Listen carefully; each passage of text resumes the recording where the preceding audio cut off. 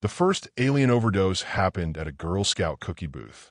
Nobody expected the 7-foot mantis-like diplomat from Proxima Centauri to start vibrating, change colors like a kaleidoscope, and then recite what appeared to be the complete works of Shakespeare, backward, before passing out face-first into a display of Thin Mints. But that's exactly what Ambassador Z.K. Thrix did after casually sampling a single cookie offered by 10-year-old troop leader Madison. He said they smelled interesting. Madison later testified to the hastily assembled Interstellar Incident Committee. How was I supposed to know chocolate makes them trip balls? That was how humanity discovered our most valuable interstellar export. Within 6 months, Earth transformed from a backwater planet barely invited to galactic potlucks into the most notorious den of iniquity this side of the Horsehead Nebula. Chocolate, completely harmless to humans, turned out to be an intensely potent psychedelic for nearly 87% of spacefaring species. It's not just a high, explained Dr. Olivia Gupta, Earth's first xenobiochemist. The theobromine molecule happens to fit perfectly into the neural receptors of most carbon-based life forms, creating what they describe as tasting the universe while the universe tastes you back. Whatever that means. The first chocolate cartels formed in Switzerland. Naturally, the Swiss, with their centuries of chocolate-making expertise, suddenly found themselves sitting on what amounted to interstellar cocaine. Mild-mannered chocolatiers transformed overnight into the Pablo Escobars of the Milky Way. Take Rudy Hoffman, formerly the kindly owner of a small chocolate shop in Zurich. These days, he goes by the Coco Don and conducts business from a space station shaped like a giant Toblerone. Business is business, Rudy told me through his diamond-encrusted space helmet as we toured his zero-gravity chocolate factory. One day I'm struggling to make rent, the next I'm buying moons. Plural. Earth governments scrambled to regulate the trade, but when a single Hershey's kiss can buy you a small asteroid, enforcement becomes complicated. The United Nations hastily established the Bureau of Chocolate Control, BCC, but agents were notorious for being bribed with, well, chocolate. You try maintaining galactic law when a Snickers bar is worth more than your annual salary, complained former BCC agent Marcus Wong, now retired on his private island. Meanwhile, alien tourists flocked to Earth for chocolate experiences. High-end resorts sprang up catering exclusively to extraterrestrial clientele seeking supervised chocolate consumption. The Swiss Miss Palace in the Alps offered private chocolate tasting chambers with medical staff on standby for when things inevitably got weird. The universe's most elite developed a taste for the hard stuff, pure cacao, uncut. Street names included Brown Dust, Coco Nova, and Milky Way, which caused considerable confusion for obvious reasons. The dark chocolate is for serious psychonauts only, explains Blort, a gelatinous entity I met at an underground chocolate lounge in Tokyo. I saw the birth of my species and communed with my 47 ancestors simultaneously after just half a truffle. Wild Tuesday, man. Xenolinguists struggled to translate the new experiences aliens reported.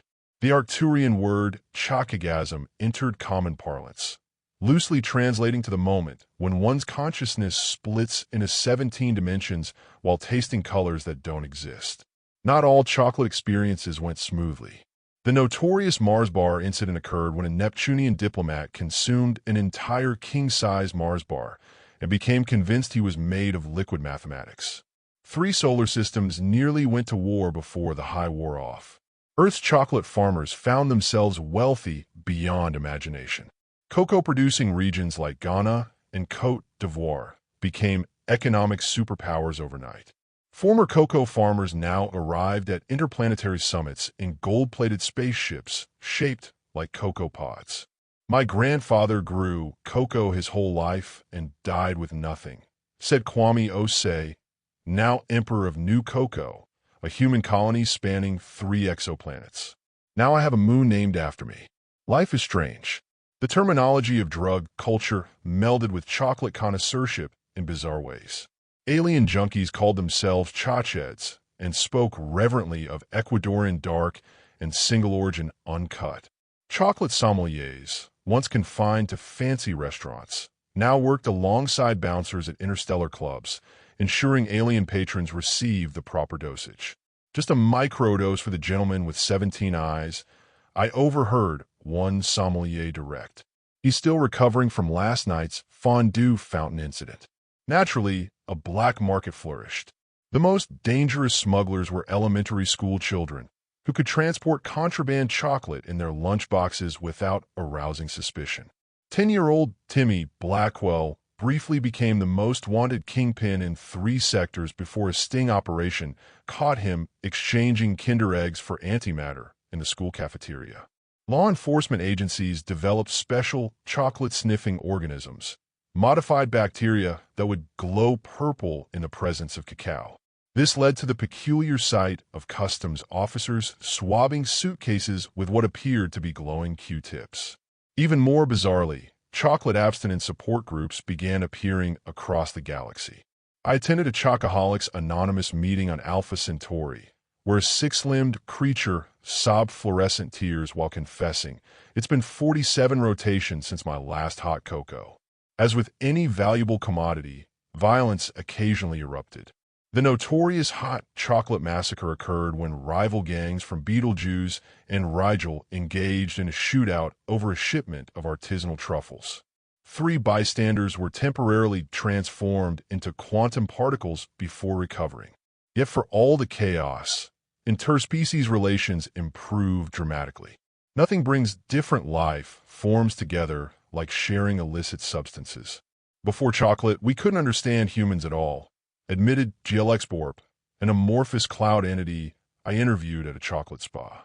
"You seemed so boring with your linear time perception and limited sensory abilities. Now we get it. You've been holding out on us."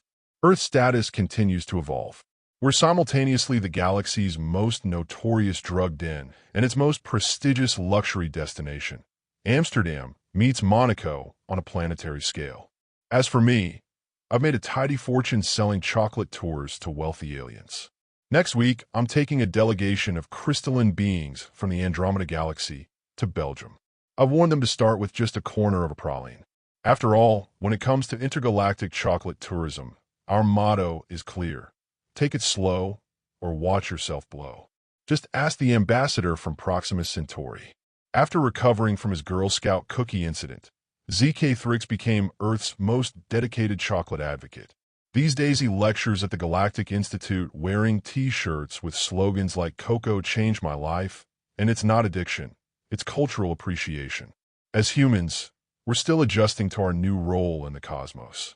Who knew that our simple pleasure, the humble chocolate bar, would transform us from cosmic nobodies into the universe's most infamous suppliers of mind-altering substances? Pass the Hershey's Kiss, but please check if your friend is human first. We don't need another incident like last week's disaster when someone brought chocolate fountains to the Interstellar Peace Summit. That's how we nearly ended up with Jupiter as galactic currency. 5 years after First Contact Day, now internationally celebrated as First Chocolate Day, Earth's position in galactic politics had grown increasingly complicated. What started as a bizarre cultural misunderstanding had evolved into the most profitable export business in human history, and the most contentious. The Galactic Council, a loose federation of 317 spacefaring civilizations, had officially classified chocolate as a Class C restricted psychotropic substance of extreme cultural significance. This classification, normally reserved for materials that could collapse reality itself, came after the infamous Milky Way rave incident, where 17 different species collectively hallucinated an alternate dimension composed entirely of caramel. "We didn't mean to create another plane of existence," explained DJ Fudge, the human responsible for distributing cocoa-dusted breath mints to the dance crowd. The bass was dropping, and it seemed like the right vibe. The resulting interdimensional rift took 3 weeks to close and required the sacrifice of 14 perfectly good chocolate fountains. Meanwhile, humanity had split into factions. The chocolatiers, led by the newly formed Chocolate Trade Alliance, argued that responsible distribution of chocolate to alien species represented humanity's cosmic destiny. Their opposition, the purists, maintained that we were corrupting the fabric of interstellar society with our cocoa-based temptations. We've become space drug dealers, protested Reverend Josephine Miller, leader of the Humans Against Nefarious Chocolate Exchange, HANC. Is this really how we want to be remembered in cosmic history? Most humans, however, found it difficult to take the moral high ground when chocolate exports had single-handedly funded Earth's first 5 interstellar colonies, eliminated global poverty, and made the average cocoa farmer wealthier than pre-contact billionaires. The real problems began when alien species started attempting to grow cacao themselves. The Zendorians, a race of sentient plant-fungi hybrids, were the first to successfully genetically engineer a version of the Theobroma cacao tree that could grow in their sulfuric atmosphere. Their chocolate, while toxic to humans, produced what they described as merely a pleasant tingle rather than the full psychedelic experience of Earth-grown products. Earth's chocolate cartels responded swiftly and violently. The first cocoa war erupted when Swiss chocolate commandos, former mild-mannered chocolatiers now equipped with orbital strike capabilities, bombarded the Zendorian plantations with a genetically engineered cocoa-eating beetle. Business necessities, explained Rudy the Cocoa Don Hoffman, still running his empire from his Toblerone-shaped space station, now equipped with defensive capabilities that made most planetary militaries look like child's toys. We're protecting our intellectual property. The Zendorians retaliated by releasing what became known as counterfeit cocoa, a chocolate-like substance that produced similar psychedelic effects but was dangerously addictive, even to species normally resistant to chocolate's effects. Suddenly, Martian colonists were discovered trembling in storage lockers, covered in brown powder, and mumbling about the great cocoa consciousness. The United Nations Chocolate Control Executive, UNCC, which had replaced the corrupted BCC, struggled to maintain order. Their elite enforcement agents, nicknamed Cocoa Cops, patrolled the solar system in sleek ships painted the color of dark chocolate with gold trim. "We're fighting a losing battle," admitted UNCC Director Aisha Okonkwo, as she showed me around their headquarters inside a hollowed-out asteroid. "For every counterfeit operation we shut down, 3 more pop up, and now we're dealing with chocolate pirates." The chocolate pirates were perhaps the most flamboyant development in the escalating situation. Led by the notorious Captain Sweet Tooth, formerly Professor Madeline Wilson of the Mars Culinary Institute, they hijacked legitimate chocolate shipments bound for alien worlds and auctioned them to the highest bidders in lawless regions of space. "We're redistributing the sweet wealth of the galaxy," Captain Sweet Tooth declared in an infamous quantum broadcast, her ship, a modified luxury cruiser called the Dark Temptation, visible behind her. Also, these corporate chocolate blends are garbage. Real connoisseurs deserve single-origin artisanal products. The pirates developed a system of elaborate chocolate-tasting rituals that combined sommelier traditions with drug dealer practices. Their documentation system, rating chocolate by planet of origin, soil composition, and exact psychedelic properties, became the standard classification used throughout the galaxy, much to the chagrin of legitimate businesses. Earth's chocolate tourism industry had evolved as well. What began as simple tasting tours had developed into elaborate resort experiences. The Swiss Alps now featured the Chocolate Alps Resort, where aliens could ski down slopes of artificial snow while microdosing on chocolate powder strategically placed along the trails, creating what the brochure described as a descent through the multiverse. In Ghana, the Grand Cocoa Experience allowed visitors to participate in chocolate harvesting while under medical supervision. The resort's tagline, "From Bean to Transcendence," adorned highway billboards across 17 star systems. An unexpected development came from the scientific community when Dr. Helena Nazari discovered that chocolate consumption had permanently altered the neurochemistry of several alien species. The Vrexians, insectoid philosophers from Tau Ceti, had developed entirely new lobes in their brain structures after 3 generations of chocolate consumption. They can now perceive 13 dimensions simultaneously, Dr. Nazari explained during her controversial TED Talk. And they claim chocolate has revealed to them the mathematical equation that unifies consciousness across all realities. The Vrexian unified theory of everything scribbled frantically by their high philosopher during a particularly intense encounter with a chocolate souffle, was currently being studied by the finest minds on 27 planets.